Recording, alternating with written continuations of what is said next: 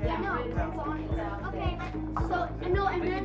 National STEM Video Game Challenge was started in 2011, launched by President Barack Obama as part of the Educate to Innovate campaign. Video games are really cool. They're really fun and a really great way of expressing yourself. We've gone to schools and announced it, and I say, who wants to learn how to make video games? Almost everyone raises their hand. There is really great deep learning that students have to do in order to build a video game. Gaming is not just an electronic thing that you push buttons about.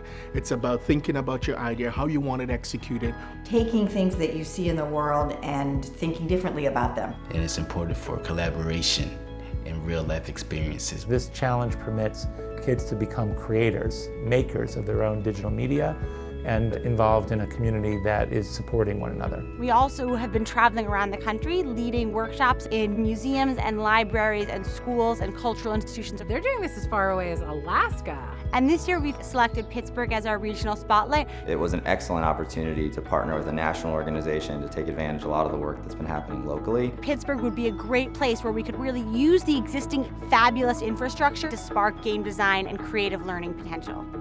We're at the Heinz History Center for a video game design family workshop. Rock, paper, scissors, shoot. Kind of like play tested a few ideas about creating a game. So writing out your ideas, the rules. I get to trap whoever's here and take their turn. Can game development and playing games together have an impact on relationships between two generations? I like this game.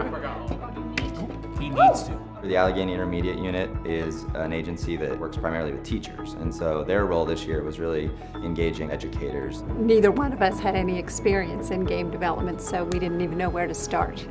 I think if we introduce game design, I think many more students would become interested. This was my first experience learning how to implement games in our curriculum. I understand now how I can actually use that as a culminating project to get my kids to demonstrate even just knowledge of literature. Does that make sense to you? Have you ever thought about a game as a system? Yeah.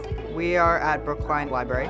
I think you just and today was the GameStar Mechanic Day. GameStar is this introductory gaming website where you play other people's games while making games. There is art and beauty and story that can be had in this experience. And you learn that by playing the games, but you can learn something so much more about making a game and learn something about yourself and then those around you.